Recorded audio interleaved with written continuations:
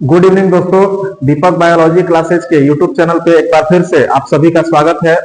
और जैसा कि आप सभी जानते हैं कि हम लोगों ने पिछले क्लास में जो 12th क्लास का हमने सीरीज किया है मोस्ट वीवीआई टॉपिक्स का, तो उसमें हमने आपको पिछले क्लास में जो मेंडल का द्विसंकर संकरण का प्रयोग था, यानी कि जो डाई हाइब्रिड क्रॉस या फिर डाई हाइब्रिडाइजेशन का जो टॉपिक था वो हमने पिछले क्लास में कराया था। ठीक है, तो आज के क्लास में अगर देखा जाए तो आज के क्लास में हम लोग जो मेंडल के द्विसंकर संकरण का प्रयोग है या फिर जो डाई हाइब्रिड क्रॉस है, तो उस टॉपिक से रिलेटेड जो उन्होंने अपना वंशागति का नियम दिया था, तो उस नियम के बारे में आज के क्लास में हम आपको पढ़ाने वाले हैं। ठीक है, तो अब जो है हम लोग ज्यादा टाइम को वेस्ट ना करते हुए हम लोग अपने क्लास को स्टार्ट करेंगे। उससे पहले आप लोगों से एक छोटा सा रिक्वेस्ट है कि अगर आप हमारे चैनल पर नए आकर के जुड़ रहे हैं तो आप चैनल को सब्सक्राइब कर दीजिए और बेल आइकन को प्रेस करिए, जिससे कि आपको रेगुलर हम जितने भी वीडियोज अपलोड करते हैं आप लोगों के लिए, तो सारे वीडियोज का नोटिफिकेशन आपको सही टाइम पे पहुंच सके और आप अपने पढ़ाई को रेगुलर जो है जारी रख सके। ठीक है, तो चलिए हम लोग अपने क्लास को स्टार्ट करेंगे। ध्यान दीजिएगा, देखिए आज का जो हम लोग का टॉपिक है, इस टॉपिक का नाम हो जाएगा यहां पर ध्यान दीजिएगा, मेंडल के वंशागति, मेंडल के वंशागति का नियम, मेंडल के वंशागति का नियम। ठीक है, और ध्यान से समझिएगा बाबू लोग, देखिए जो मेंडल के वंशागति का नियम का एक हमने और वीडियो इससे पहले भी बनाया था। ठीक है, तो उसमें हमने डिस्कस किया था मेंडल के वंशागति के दो नियमों के बारे में, जो कि उन्होंने अपने एक संकर संकरण के प्रयोग यानी कि मोनो हाइब्रिड क्रॉस या मोनो हाइब्रिडाइजेशन के जो एक्सपेरिमेंट था उसके आधार पर उन्होंने दिया था। ठीक है, और आज का हम लोग जो पढ़ने वाले हैं क्लास, आज का जो हम लोग का क्लास होगा, तो इसमें जो हम लोग मेंडल के वंशागति का जो नियम पढ़ेंगे, तो ये जो नियम हो जाएगा बाबू लोग, ये आपका द्विसंकर संकरण का प्रयोग जो है ना, तो द्विसंकर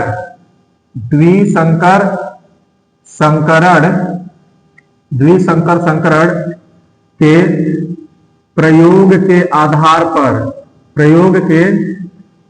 पर उन्होंने दिया था। ठीक है, तो इसी नियम को हम लोग को पढ़ना है मेन। और यहाँ पर जो वंशागति का नियम है भाई, उसका कोई ना कोई तो नाम होगा, तो चलिए देखते हैं कि इस नियम का नाम क्या था। ध्यान से समझिएगा, ये जो वंशागति का नियम था, इस नियम का नाम था, आप लोग ध्यान दीजिएगा, इसे हम लोग कह देते हैं स्वतंत्र अपव्यूहन। ठीक है, स्वतंत्र अपव्यूहन का नियम। ठीक है, ये मेन हम लोग का यहाँ पर टॉपिक हो जाएगा, स्वतंत्र अपव्यूहन का नियम। ठीक है, ध्यान दीजिएगा, इसमें होता क्या है, देखो सबसे पहली बात तो ये है कि जो मेंडल ने अपना डाई हाइब्रिड क्रॉस या द्विसंकर संकरण का प्रयोग किया था, तो उसमें हमने आपको पिछले क्लास में बताया था बाबू लोग कि जो द्विसंकर संकरण का उन्होंने प्रयोग किया था, इसके लिए इन्होंने सबसे पहले तो जनक पीढ़ी में एक इन्होंने पीला और गोलाकार बीज लिया था। ठीक है, और इसका क्रॉस इन्होंने किसके साथ कराया था, तो हरा और जो झुर्रीदार होता है, हरा और झुर्रीदार बीज जो होता है, तो हरा और झुर्रीदार बीज वाले पौधे के साथ में इन्होंने इसका क्रॉस करवाया था। ठीक है, तो ये हम लोग का मेन था। अब देखो पीला और गोलाकार जो बीज था, इसको इन्होंने 2 कैपिटल वाई और दो यहाँ पर कैपिटल आर से सूचित किया था, और इसको इन्होंने 2 स्मॉल वाई और 2 स्मॉल आर के साथ में इसको सूचित किया था। ये मेन कहानी थी। हमने बताया था कि जब इन दोनों के बीच में क्रॉस कराया गया तो गैमेट बने, गैमेट में एक कैपिटल वाई आया और एक कैपिटल आर आया, और फिर यहां से क्या आया बाबू लोग, तो एक आपका स्मॉल वाई और एक स्मॉल आर आया था। ठीक है, अब देखो इन दोनों के बीच में जब क्रॉस करवाया गया था, जब प्रजनन करवाया गया था, तो निषेचन के टाइम में दोनों तो एक साथ आ गए। तो जब आए तो यहां से कैपिटल वाई, यहां से स्मॉल वाई, फिर यहां से कैपिटल आर और यहां से स्मॉल आर। तो हमने यहां पर क्या देखा बाबू लोग, यहां पर हमने ये देखा कि जो पहली पीढ़ी है ये क्या है बाबू, ये हो गया आपका F1 जेनरेशन। तो F1 जेनरेशन हम लोगों ने क्या देखा कि F1 जेनरेशन में जो भी पौधे उत्पन्न हुए उनके बीज में पीलापन के भी लक्षण थे। कैपिटल वाई किसको सूचित कर रहा है, पीलापन को। फिर इसके बाद में स्मॉल वाई यानी कि हरे रंग को सूचित करने वाले भी इसमें लक्षण थे। फिर इसके बाद में देखा जाए तो कैपिटल आर यानी कि जो गोलाकार बीज है तो उसके भी लक्षण इसमें उपस्थित थे, और स्मॉल आर यानी कि इसमें झुर्रीदार के भी लक्षण उपस्थित थे। चारों के चारों लक्षण उपस्थित थे। लेकिन फिर भी ये जो बीज था ना, ये कैसा उत्पन्न हुआ था, ये देखने में बाहर से आपका पीला और गोलाकार बीज यहां पर प्राप्त हुआ था, पीला और गोलाकार बीज प्राप्त हुआ था। ठीक है, हम उम्मीद करते हैं कि इतनी कहानी आपको समझ में आ गई। अब देखो इसके बाद में उन्होंने क्या किया था, इसके बाद में उन्होंने जो पहली पीढ़ी के पौधे थे तो पहली पीढ़ी के पौधों को लेकर के और वापस से दूसरी पीढ़ी के लिए इन्होंने क्या किया, क्रॉस कराया। और जब पहली पीढ़ी के पौधों से दूसरी पीढ़ी के लिए इन्होंने क्रॉस कराया तो इन्होंने क्या देखा, इसमें 4 प्रकार के गैमेट बने। एक बन गया कैपिटल वाई के साथ में कैपिटल आर, फिर एक जो गैमेट बना ये कैपिटल वाई के साथ में स्मॉल आर। ठीक है, फिर एक जो गैमेट बना इसमें आपका स्मॉल वाई के साथ में कैपिटल आर आ गया, और एक जो बना इसमें स्मॉल वाई के साथ में स्मॉल आर आ गया।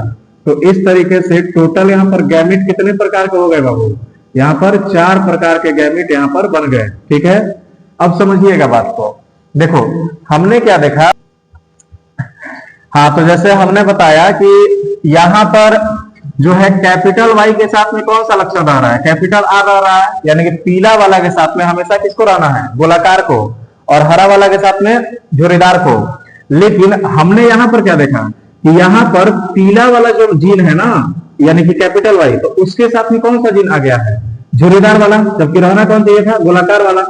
और हरा वाला के साथ में कौन आ गया है, गोलाकार वाला। यानी कि जो कॉम्बिनेशन है तो कॉम्बिनेशन तो यहां पर नया वाला बन गया, नया कॉम्बिनेशन बना।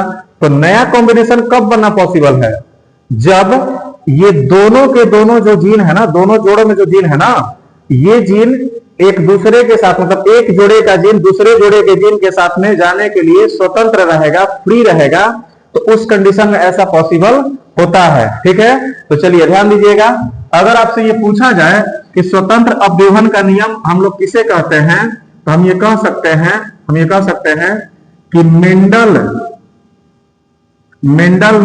मेंडल ने द्विसंकर संकरण के प्रयोग के आधार पर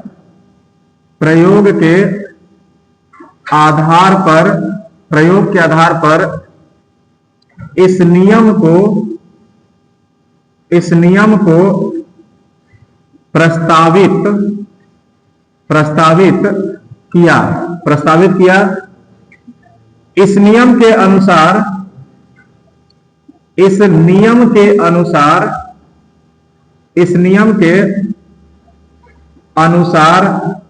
देखो इस नियम में क्या हो रहा है, जो पहला पीढ़ी है तो पहला पीढ़ी से दूसरा पीढ़ी में जाते समय क्या हुआ है, एक जोड़ा का जीन दूसरे जोड़े के जीन के साथ में जाने के लिए स्वतंत्र है। ठीक ना, इस नियम के अनुसार F1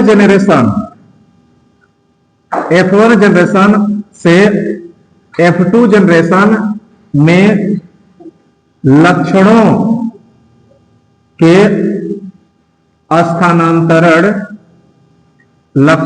स्थानांतरण के दौरान एक जोड़े में उपस्थित लक्षण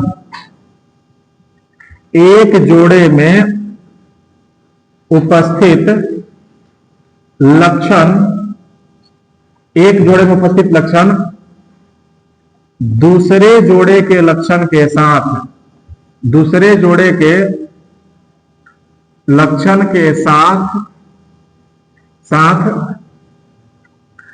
जाने के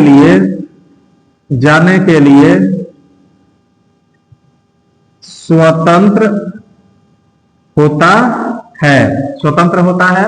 और इसी नियम को हम लोग क्या बोलते हैं, इसी नियम को हम लोग बोल देते हैं आपका स्वतंत्र अव्यूहन का नियम या फिर लॉ ऑफ इंडिपेंडेंट असॉर्टमेंट। ठीक है, तो यहां पर अगर आपसे पूछा जाए कि जो लॉ ऑफ इंडिपेंडेंट असॉर्टमेंट या फिर स्वतंत्र अव्यूहन का नियम क्या है, तो आप क्या बोल सकते हैं, आप बोल सकते हैं कि जब पहली पीढ़ी में उपस्थित जो लक्षण है वो दूसरी पीढ़ी में स्थानांतरित होते हैं द्विसंकर संकरण के दौरान। ठीक ना, तो द्विसंकर संकरण के दौरान पहली पीढ़ी से दूसरी पीढ़ी में स्थानांतरित होते समय एक जोड़े में उपस्थित लक्षण जो हैं वो दूसरे जोड़े के लक्षण के साथ जाने के लिए स्वतंत्र होते हैं, और इसी क्रिया को हम लोग क्या कहते हैं, इसे स्वतंत्र अव्यूहन का नियम या फिर लॉ ऑफ इंडिपेंडेंट असॉर्टमेंट कह देते हैं। ठीक है, हम उम्मीद करते हैं कि आप सभी को ये क्लास अच्छा लगा होगा और आपको जो वीडियो हमने समझाया, जो क्लास हमने लिया, वो काफी अच्छे से समझ में आ गया होगा।